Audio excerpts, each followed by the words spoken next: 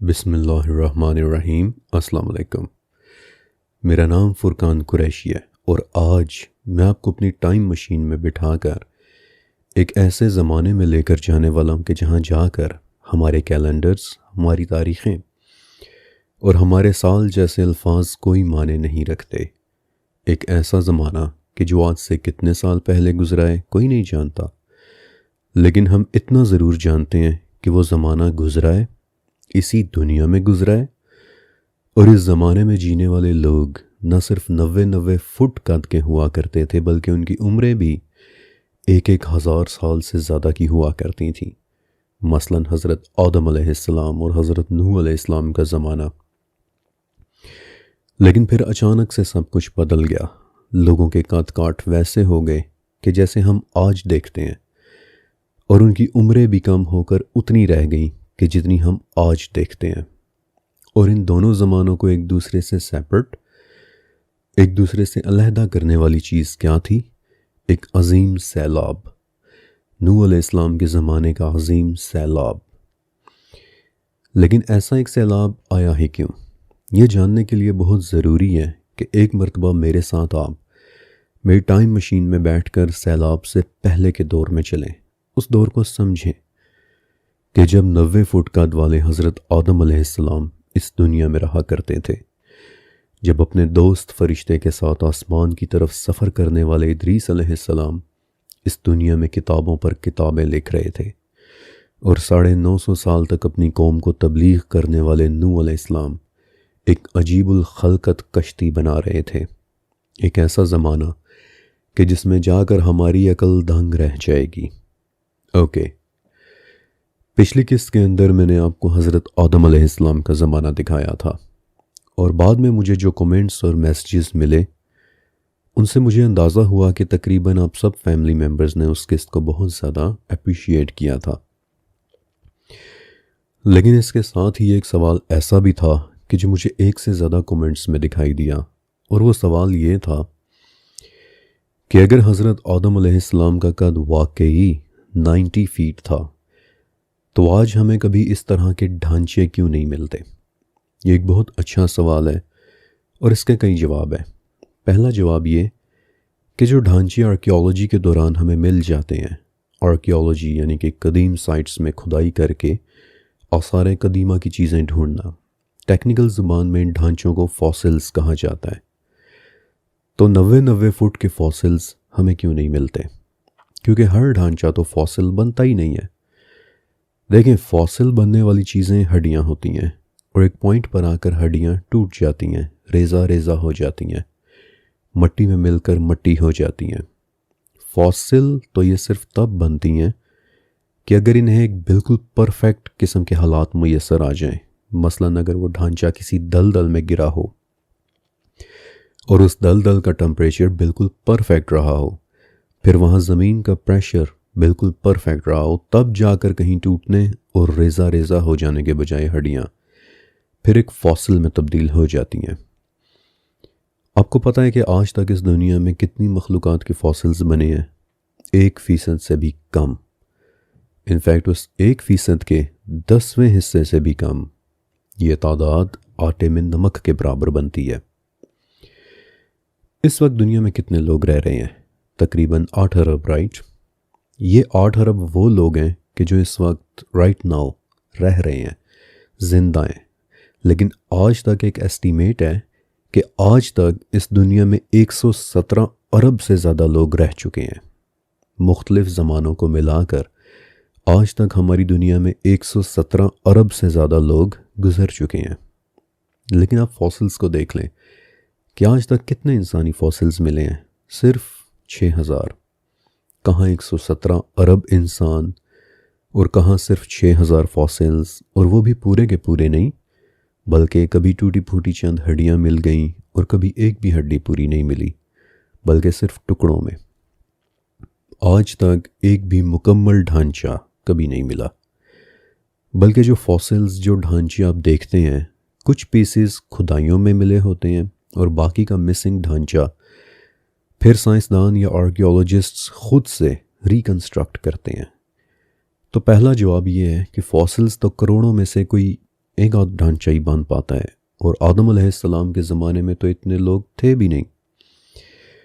دوسرا جواب کہ نوح علیہ السلام کے عظیم سیلاب کو بھی ہم نے کنسیڈر کرنا ہے، یعنی بالفرض اگر کوئی فوسل بچا بھی ہو تو ایک عظیم سیلاب کہ جس نے اس دنیا میں سے سبھی کچھ ڈبو کر تباہ کر کے رکھ دیا تھا، اور کہ جو کئی مہینوں تک اس دنیا میں تباہی مچاتا رہا، تو یہ بہت ممکن ہے کہ اس سیلاب نے بھی فوسل ریکارڈ میں سے کافی ساری چیزیں تباہ کر کے رکھ دی ہوں۔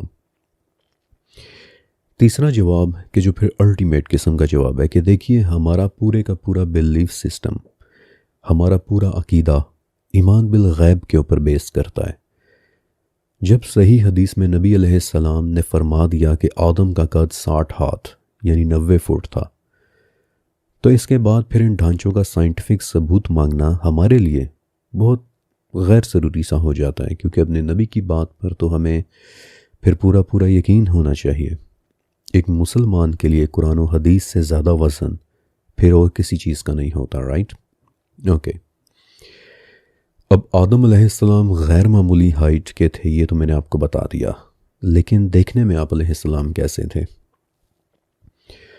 کچھ عرصہ پہلے میں نے ایک ویڈیو ریلیز کی تھی کہ جس کے اندر میں نے ایک ایسے صندوق کی ایگزسٹنس کا ذکر کیا تھا کہ جس میں ریشم کی کچھ چادریں، کچھ کپڑے رکھے ہوئے ہیں، ایسے کپڑے کہ جن پر کچھ شبیہیں بنی ہوئی ہیں، قدیم زمانے کے کپڑے کہ جن پر شبیہیں بنی ہوں، انہیں ٹیکنیکل زبان میں ٹیپسٹریز کہا جاتا ہے۔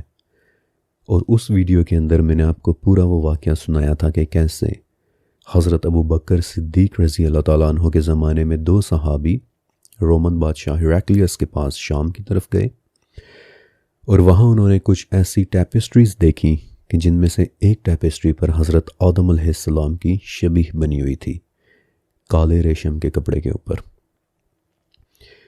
میں جانتا ہوں کہ آپ کو وہ واقعہ یاد ہے، کیونکہ آج تک آپ مجھ سے ان ٹیپسٹریز کے بارے میں پوچھ رہے ہوتے ہیں۔ بہرحال آدم علیہ السلام کی جو شبیہ ان صحابہ نے دیکھی تھی، بعد میں انہوں نے اس شبیہ کو ڈسکرائب بھی کیا تھا کہ آدم والی ٹیپسٹری پر ہم نے کیا دیکھا۔ اب ان صحابہ کی ڈسکرپشن کے مطابق آدم علیہ السلام کے بہت گھنے بال تھے، 2 حصوں میں تقسیم ہوئے ہوئے۔ آپ کی ایک لمبی کالی اور بہت گھنی داڑھی تھی، اور بڑی بڑی خوبصورت آنکھیں۔ پھر ابن ابی حاتم کی تفسیر میں ابن عباس رضی اللہ تعالیٰ عنہ اور ابی ابن کعب رضی اللہ تعالیٰ عنہ سے ایک روایت ہے کہ آدم علیہ السلام کو اللہ تعالیٰ نے انتہائی لمبے قد اور زیادہ بالوں والا بنایا تھا، اور جب انہوں نے اس درخت سے کھا لیا کہ جس سے آپ کو منع کیا گیا تھا اور پھر چھپانے کی چیز ظاہر ہو گئی، تو سورہ طہ میں ہے کہ آپ خود کو جنت کے پتوں سے چھپانے لگے تھے اور شرم کے مارے ادھر ادھر بھاگنے لگے تھے۔ اور اس آیت کی تفسیر میں ابن عباس کہتے ہیں کہ آپ کے بال اتنے گھنے تھے کہ بھاگتے بھاگتے وہ ایک درخت کے اندر الجھ گئے۔ امیجن کریں اس منظر کو۔ اب آدم علیہ السلام کا زمانہ کتنے سال پہلے گزرا ہے یہ بات کوئی بھی نہیں جانتا۔ مجھے پتہ ہے کہ کچھ لوگ آپ کو بتائیں گے کہ 6000 سال پہلے، پھر کچھ اور لوگ آپ کو کہیں گے کہ نہیں 10,000 سال پہلے۔ ایسا کچھ بھی نہیں ہے۔ دیکھیں آج اس وقت ہمارے میوزیمز میں 38 ہزار سال پرانے مجسمے موجود ہیں، اور میں آپ کو کچھ چیزیں اور بھی دکھاؤں گا کہ جو اس سے بھی زیادہ پرانی ہیں۔ تو بھلا ایسے کیسے ہو سکتا ہے کہ آدم علیہ السلام کا زمانہ صرف 6 یا 10 ہزار سال پہلے گزرا ہو؟ نہیں، it happened long before that۔ اور ویڈیو کے اس حصے میں اب ہم یہ جاننے کی کوشش کریں گے کہ آدم علیہ السلام کا زمانہ کتنے سال پہلے گزرا ہو سکتا ہے۔ اوکے، ایک سمپل سا سوال ہے کہ تاریخ کے بارے میں ہمیں کیسے پتہ چلتا ہے؟ تاریخ یعنی ہسٹری۔ اب آبویسلی کتابوں سے، اور کتابیں کتنی پرانی ہیں؟ زیادہ سے زیادہ 5000 سال پرانی۔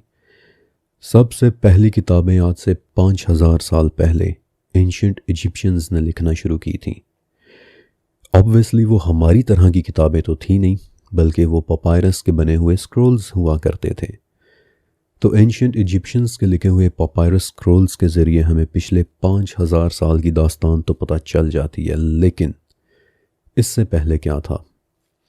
اس سے پہلے کوئی ٹیبلٹس ہوا کرتی تھیں، یعنی مٹی کی تختیاں کہ جن پر آڑی ترچھی لکیریں کھینچی جاتی تھیں. یہ لکیریں بیسکلی اس زمانے کا رائٹنگ سٹائل ہوتا تھا، اسکرپٹ ہوتا تھا، اور اسے کیونیوفارم اسکرپٹ کہتے ہیں. آج تک سب سے زیادہ کلے ٹیبلٹس لکھی ہیں قدیم عراق میں رہنے والے لوگوں نے. آپ نے ان کا نام سنا بھی ہوگا، بیبلونینز اینڈ سومیرینز اینڈ اسیرینز وغیرہ.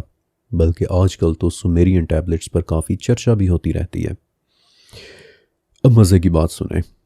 جب میں نے 40,000 سالوں کا علم سیریز ریکارڈ کی تھی، اس وقت ایگزسٹنس میں موجود جو کلے ٹیبلٹ سب سے زیادہ پرانی تھی وہ تھی تقریباً 5,500 سال پرانی کلے ٹیبلٹ، اور اس پر کیونیوفارم اسکرپٹ میں لکھا تھا کہ میرے ملازم کو پیغام دو کہ مجھے بہترین سے بہترین شراب بھجوائے. یہ بات اس ٹیبلٹ کے اوپر لکھی ہوئی تھی. لیکن آج ہمیں اس سے بھی زیادہ پرانی ایک اور ٹیبلٹ مل چکی ہے کہ جو اس وقت ترکی کے ایک میوزیم میں رکھی ہوئی ہے، اور اس ٹیبلٹ کا کیٹلاگ نمبر ہے SI427. یہ تقریباً 6,000 سال پرانی کلے ٹیبلٹ ہے. اور آپ کو پتہ ہے کہ اس میں کیا لکھا ہوا ہے؟ اس میں کسی شخص کے متعلق لکھا ہوا ہے کہ اس نے فلاں کھیت خریدا ہے، اور اس لیے اب اس کھیت کی نئی باؤنڈریز بنائی جا رہی ہیں. اور پھر ٹیبلٹ پر کھیت اور نئی باؤنڈریز کا باقاعدہ میپ بنا ہوا ہے. اور اس ٹیبلٹ سے ہمیں کیا پتہ چلتا ہے کہ جب یہ ٹیبلٹ لکھی گئی اس وقت انسانی معاشرہ اچھا بھلا اسٹیبلش ہو چکا ہوا تھا. ذرا غور کریں کہ یہ ٹیبلٹ ہمیں کیا بتا رہی ہے کہ خرید و فروخت کا کانسیپٹ وجود میں آ چکا تھا. میری اور تمہاری زمین کا کانسیپٹ وجود میں آ چکا تھا. پھر میتھمیٹکس کا کانسیپٹ. اب اس ٹیبلٹ کو دیکھیے، اس پر باقاعدہ رائٹ اینگلز کے ساتھ کھیت کی نئی باؤنڈری کی تصویر بنی ہوئی ہے. ایک طرح کا لینڈ میپ بنا ہوا ہے. 6,000 سال پرانی یہ ٹیبلٹ سجیسٹ کرتی ہے کہ جس وقت یہ لکھی گئی وہ آدم علیہ السلام کا دور نہیں ہو سکتا، بلکہ انسان اس وقت اس دنیا میں ٹھیک ٹھاک اسٹیبلش ہو چکا ہوا تھا. گاؤں اور کھیت اور لینڈ لاز وجود میں آ چکے تھے، اور نوح علیہ السلام اور ادریس اور آدم علیہ السلام کا زمانہ یقیناً اس سے بہت بہت پہلے گزر چکا تھا. لیکن اس ٹیبلٹ سے زیادہ پرانا ریکارڈ تو پھر اب ہمارے پاس ہے ہی نہیں. تو پھر کیسے ہم اس سے بھی زیادہ پرانے زمانے کو ٹریک کر سکتے ہیں؟ قدیم قبروں کے ذریعے، اینشینٹ بریل سائٹس. میرا آپ سے ایک سمپل سا سوال ہے کہ جب ہم یعنی مسلمان قبر میں اتارتے ہیں تو مرحوم کا چہرہ کعبہ کی طرف رکھتے ہیں. ایسا کیوں؟ کیونکہ ہمارا ایمان ہے، ہمارا بیلیف ہے کہ روز قیامت جب وہ اپنی قبر سے نکلے گا تو اس وقت اس کا چہرہ خانہ کعبہ کی طرف ہوگا.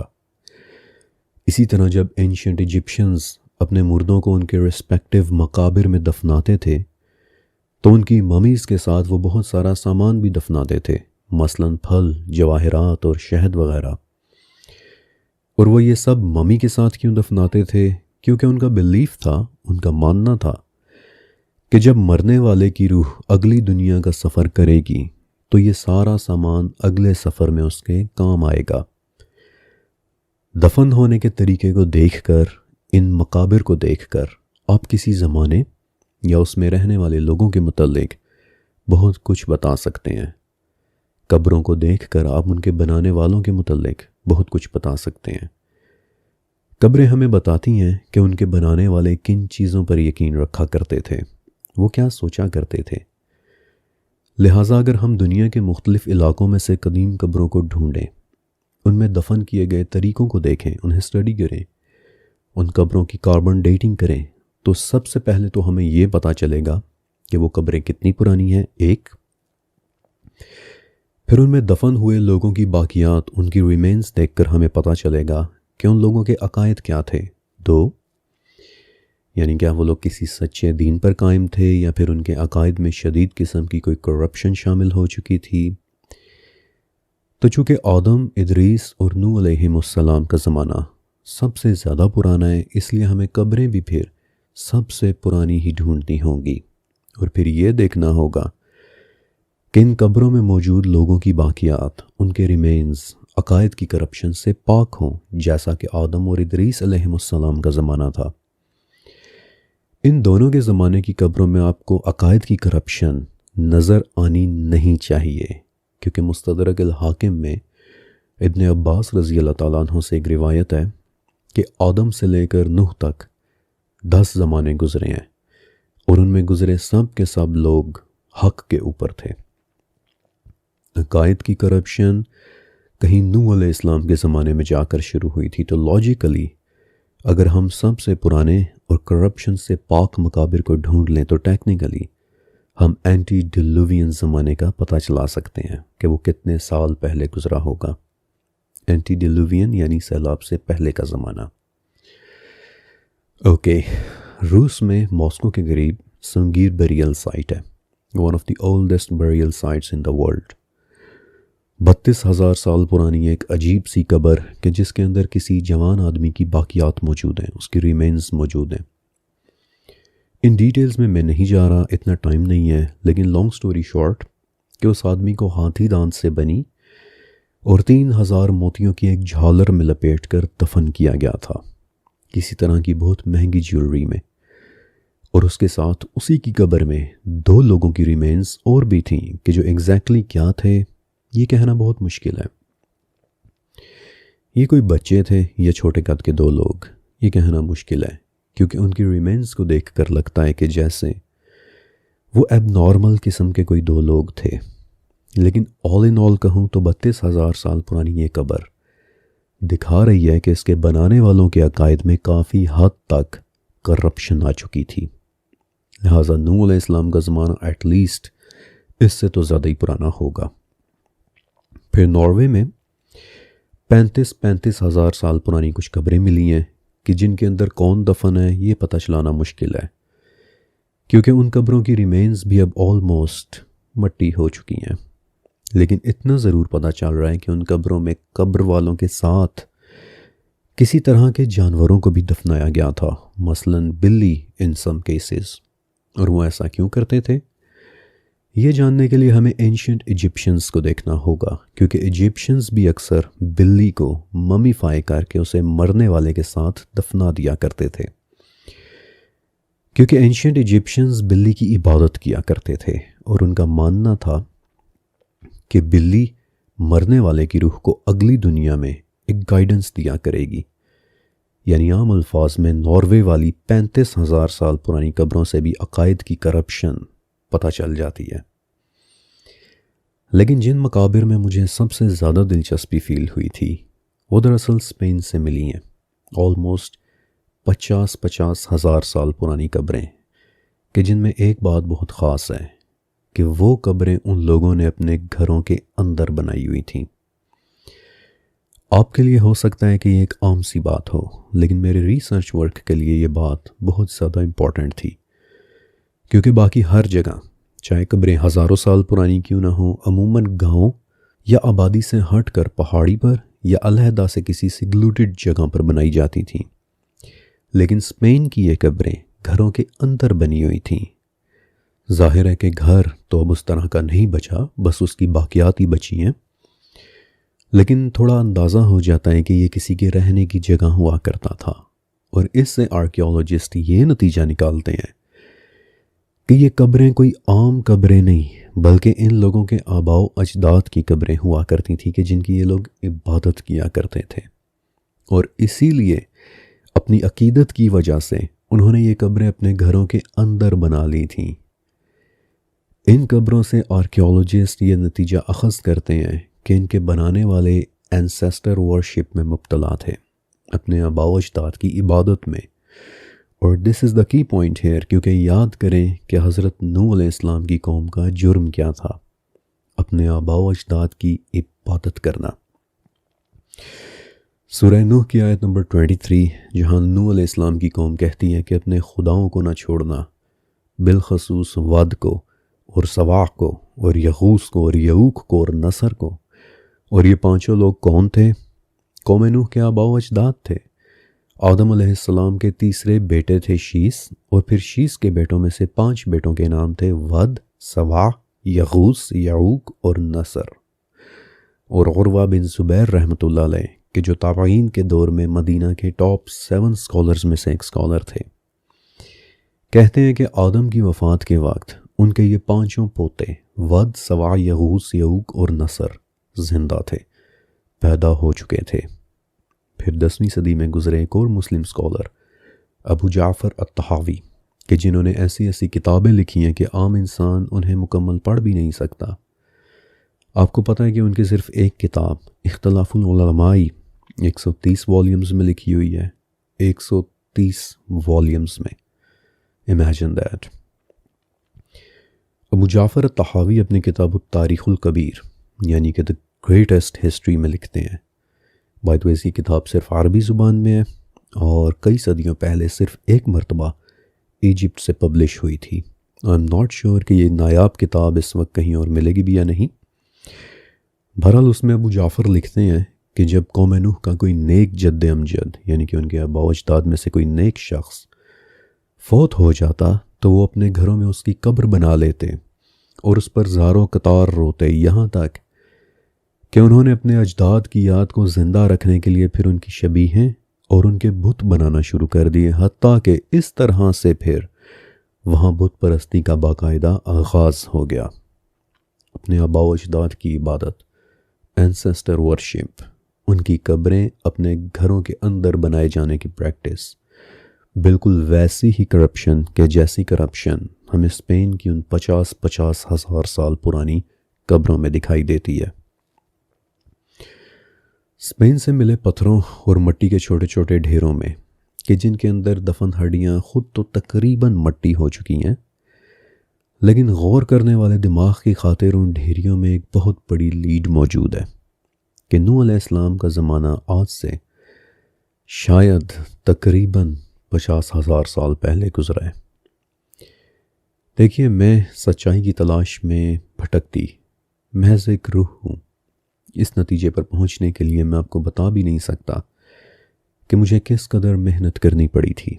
پوری دنیا سے ملے قدیم مقابر اور بریل سائٹس کو ڈھونڈنا، پھر انہیں اسٹڈی کرنا اور پھر بہت احتیاط کے ساتھ اپنے ریسرچ ورک کو آپ کے ساتھ شیئر کرنا۔ لیکن پھر بھی میں یہی کہتا ہوں کہ میری یہ تمام کوشش کچھ بھی نہیں اگینسٹ اس علم کے کہ جو علم میرے رب کے پاس ہے۔ صرف وہی جانتا ہے کہ حقیقت میں کیا ہوا ہوگا۔ میں تو آپ کے ساتھ صرف اپنی محنت کا نتیجہ شیئر کر رہا ہوں۔ تو 50,000 سال اینٹی ڈیلووین زمانہ، ایک عظیم سیلاب سے پہلے کا زمانہ، آج سے تقریباً شاید 50,000 سال پہلے گزرا ہے۔ حضرت آدم علیہ السلام کے بعد دوسرا نام کہ جو اینٹی ڈیلووین زمانے کو سمجھنے کے لیے بہت بہت ضروری ہے، وہ ہے حضرت ادریس علیہ السلام کا نام۔ ادریس علیہ السلام لٹریچر میں کئی ناموں سے جانے جاتے ہیں، خنوخ، اخنوخ، خنوک اور اینوخ، اور آپ کے نام کی ایک ویریشن اور بھی ہے کہ جس کے متعلق میں آپ کو تھوڑا آگے چل کر بتاؤں گا۔ اینشنٹ ٹیکسٹ کے مطابق حضرت آدم علیہ السلام 650 سال کے تھے کہ جب ان کی اولاد میں آگے ادریس علیہ السلام پیدا ہوئے۔ امیجن دیٹ، 650 سال کے پردادا۔ میں نے آپ کو بتایا تھا نا کہ اینٹی ڈیلووین زمانے کے لوگوں کی بائیو کیمسٹری ہم سے بہت زیادہ مختلف ہوا کرتی تھی۔ ادھر کوئی اور ہی ڈیمینشنز کام کر رہی تھی کہ جنہیں آگے چل کر ہم انشاءاللہ دیکھیں گے بھی۔ اوکے، اب سنن نسائی میں نبی کریم حضرت محمد صلی اللہ علیہ وآلہ وسلم سے مروی ایک حدیث شریف ہے کہ جہاں ایک صحابی معاویہ ابن حکم رضی اللہ تعالیٰ عنہ نے آپ صلی اللہ علیہ وآلہ وسلم سے ایک بڑا زبردست سوال کیا کہ یا رسول اللہ صلی اللہ علیہ وآلہ وسلم، یہ مٹی میں لکیریں لگا کر لکھنے کی جو پریکٹس ہے، اس کی حقیقت کیا ہے؟ یعنی کہ آج کے الفاظ میں معاویہ بن حکم آپ علیہ السلام سے پوچھ رہے تھے کہ یا رسول اللہ، یہ کیونیوفارم اسکرپٹ کی حقیقت کیا ہے؟ کلے ٹیبلٹس کی حقیقت کیا ہے؟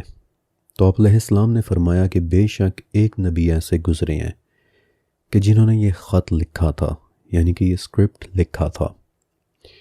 اور اس حدیث کی شرح میں ابن اسحاق رحمۃ اللہ علیہ کہ جنہوں نے آپ صلی اللہ علیہ وآلہ وسلم کے بعد آپ کی سیرہ پر سب سے پہلی کتاب لکھی تھی، سیرہ ابن اسحاق، وہ اس حدیث کی شرح میں لکھتے ہیں کہ کیونیوفارم اسکرپٹ لکھنے والے وہ نبی حضرت ادریس علیہ السلام تھے۔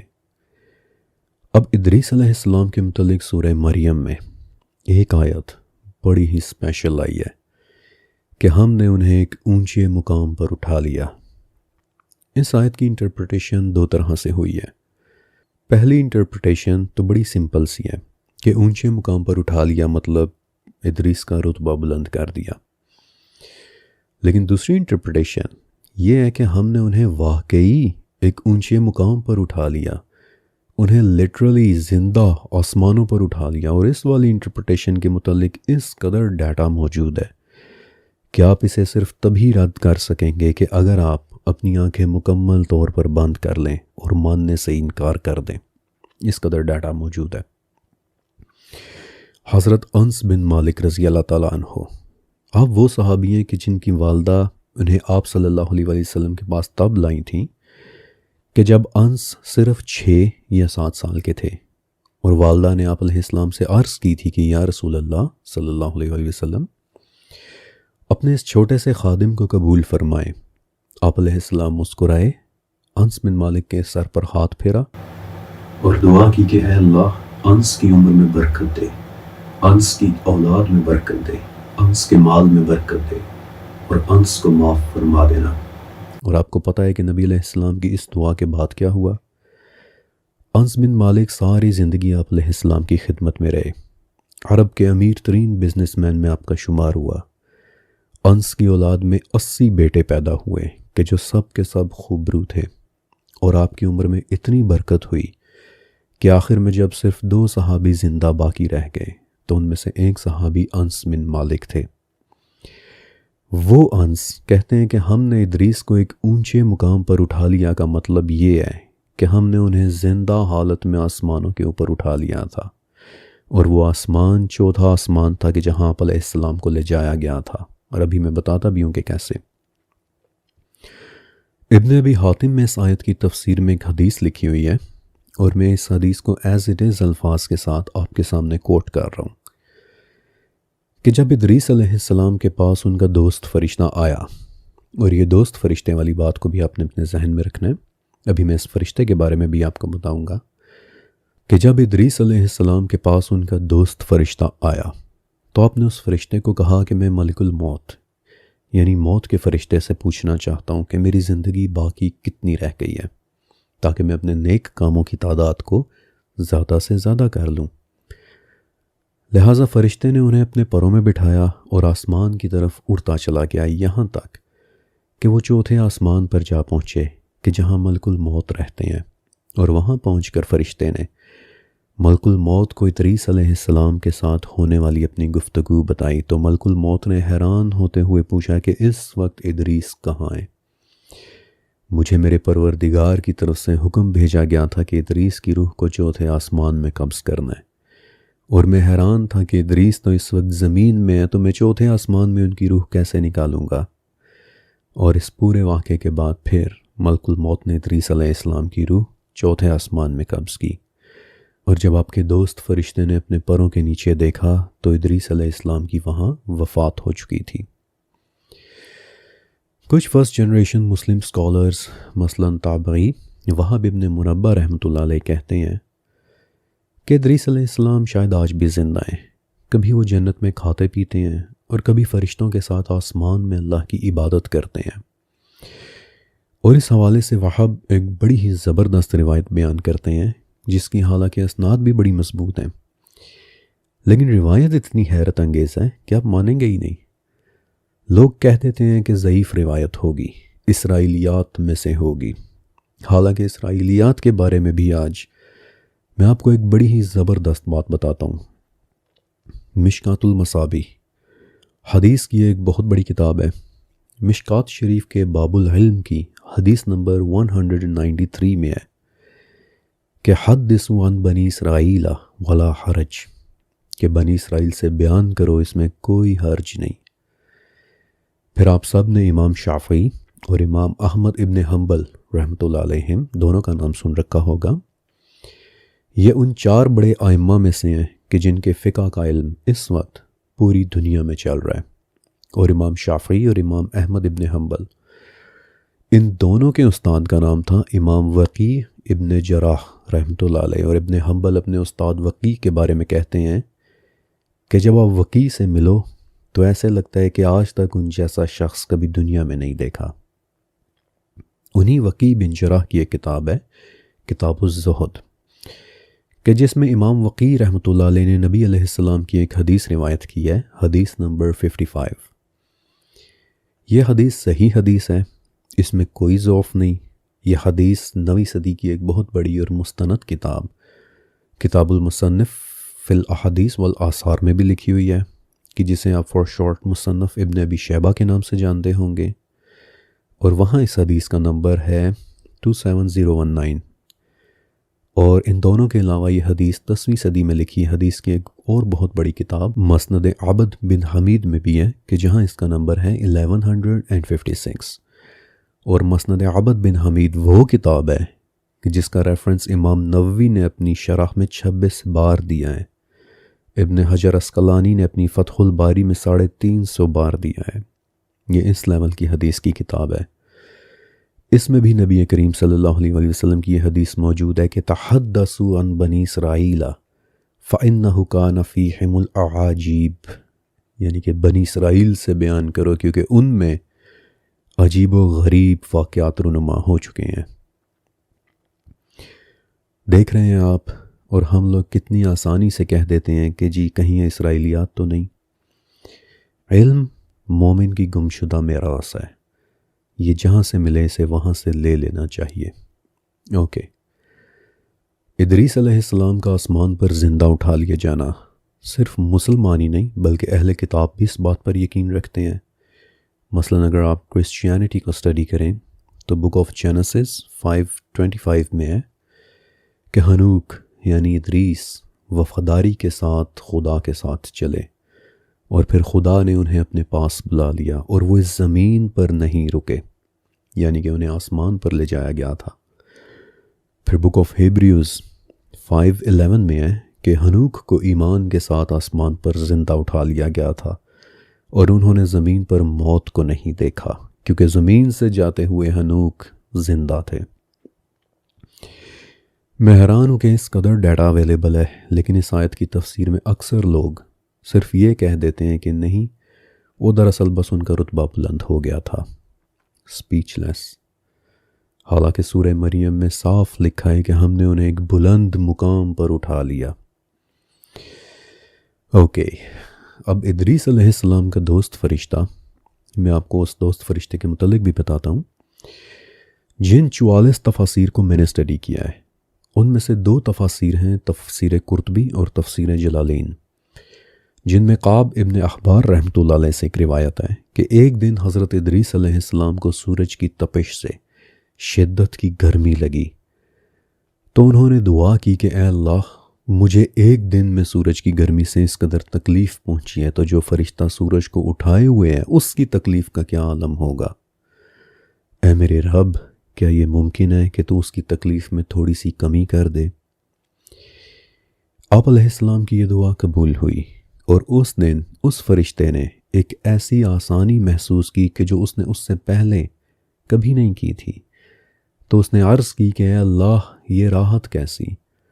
تو اسے بتایا گیا کہ میرے ایک بندے کی دعا کی وجہ سے تمہارے لیے آسانی ہوئی ہے۔ تو تب اس فرشتے نے محبت سے دعا کی کہ اے میرے رب، کیا ایک مرتبہ میں اس شخص کے ساتھ بات کر لوں؟ اور یوں وہ فرشتہ پھر ادریس علیہ السلام کا دوست بن گیا اور وہ آپ کے ساتھ باتیں کیا کرتا تھا۔ آپ امیجن کر سکتے ہیں کہ اینٹی ڈیلووین دور میں کس طرح آسمان و زمین ایک دوسرے کے ساتھ کنیکٹڈ ہوا کرتے تھے، کس طرح لوگوں کی عمریں حیران کن حد تک طویل ہوا کرتی تھیں، لوگوں کی بائیو کیمسٹری کس مختلف طریقے سے کام کر رہی تھی، کس قدر ڈیٹا اور لٹریچر موجود ہے کہ جسے پڑھ کر، جسے سن کر انسان حیرانیوں میں ڈوب جاتا ہے۔ اور بائی دا ویز، ادریس کا لفظ آپ کے لیے ایک لقب تھا، ایک ٹائٹل تھا، کیونکہ آپ علیہ السلام بہت زیادہ درس دینے والے تھے، علم سکھانے والے تھے۔ ابن مردویہ کی روایت کے مطابق حدیث نبوی ہے کہ ادریس علیہ السلام پہلے شخص تھے کہ جنہوں نے قلم کے ساتھ لکھنا شروع کیا تھا۔ آپ ایک نبی، ایک انوینٹر، ایک ایکسپلورر بھی تھے۔ آگے چل کر جب میں آپ کے ساتھ بک آف اینوخ کو ڈسکس کروں گا تو آپ ادریس علیہ السلام کے ڈیپ آبزرویشنز کو دیکھ کر حیران رہ جائیں گے کہ وہ نیچر کو کتنا گہرائی سے آبزرو کیا کرتے تھے۔ ابو ذر غفاری رضی اللہ تعالیٰ عنہ، ایک بڑی طویل حدیث ابو ذر غفاری رضی اللہ تعالیٰ عنہ سے مروی ہے، اور یہ بڑی خوبصورت حدیث ہے۔ انفیکٹ اس حدیث کے ساتھ میں نے 40,000 سالوں کے علم سیریز کا اختتام بھی کیا تھا۔ ابو ذر کہتے ہیں کہ ایک مرتبہ میں نے نبی علیہ السلام کو دیکھا کہ آپ مسجد میں اکیلے بیٹھے ہوئے ہیں، تو میں نے سوچا کہ آج میں آپ سے بہت کچھ سیکھوں گا، پوچھوں گا، اور واقعی پھر ابو ذر غفاری نے جو سوالات پوچھے، ابن مردویہ میں وہ سوالات 3 صفحوں کے اوپر لکھے ہوئے ہیں۔ بہت خوبصورت باتیں ہیں اس حدیث میں۔ اب آبویسلی پوری حدیث تو میں یہاں کوٹ نہیں کر رہا، لیکن اس حدیث میں ابو ذر غفاری رضی اللہ تعالیٰ عنہ نے آپ علیہ السلام سے ادریس علیہ السلام کے بارے میں بھی پوچھا تھا کہ یا رسول اللہ صلی اللہ علیہ وسلم، ادریس کون تھے؟ تو آپ نے فرمایا کہ وہ سیریاک زبان بولنے والے ایک نبی تھے ابو ذر۔ ان پر 30 صحیفے نازل ہوئے تھے۔ انہوں نے لوگوں کو بہت کچھ سکھایا تھا۔ دبلے پتلے اور لمبے قد کے، گھنی داڑھی اور گرے آئیز والے حضرت ادریس علیہ السلام کے، جن کے لٹریچر میں کئی نام ملتے ہیں، اور میں نے آپ کو کہا تھا کہ ایک نام ایسا بھی ہے کہ جو میں تھوڑا آگے چل کر بتاؤں گا۔ ادریس کے لفظ سے ڈرائیو ہوا ایک ویریئنٹ اوزائرس، ایک اینشینٹ ایجپشین ڈیٹی۔ اگر آپ نے کبھی ایجپٹولوجی کو اسٹڈی کیا ہو تو آپ دیکھیں گے کہ اوزائرس کے متعلق ایجپٹولوجی میں بہت سارے قصے آتے ہیں کہ کیسے اوزائرس نے زمین پر لوگوں کو بہت سارے علوم سکھائے، لیکن پھر ایک دن اوزائرس فرشتوں کے ساتھ آسمان کے اوپر چلا گیا اور پھر ہمیشہ کے لیے وہیں رہنے لگا۔ اور میری ریسرچ مجھے بتاتی ہے کہ اینشینٹ ایجپشنز نے اوزائرس کا لفظ دراصل ادریس کے لفظ سے ہی ڈرائیو کیا ہے، لیکن ونس اگین میری ریسرچ کچھ بھی نہیں اس علم کے اگینسٹ کہ جو علم میرے رب کے پاس ہے۔ یہاں پہنچ کر ہماری آج کی ایک قسط مکمل ہوتی ہے، اور اب آپ نے 2 کام کرنے ہیں۔ ایک تو یہ کہ آپ نے ویڈیو کے نیچے لائک کا بٹن ضرور دبانا ہے تاکہ یہ نایاب معلومات ہماری باقی یوٹیوب فیملی ممبرز تک بھی پہنچے، اور دوسرا یہ کہ نیچے کمنٹ سیکشن میں لکھا میرا پنڈ کمنٹ، میرا ٹاپ کمنٹ، جا کر اسے ضرور پڑھیے گا، کیونکہ اس میں آپ سب کے لیے میری طرف سے ایک بہت ضروری پیغام ہے۔ شکریہ اور اللہ حافظ۔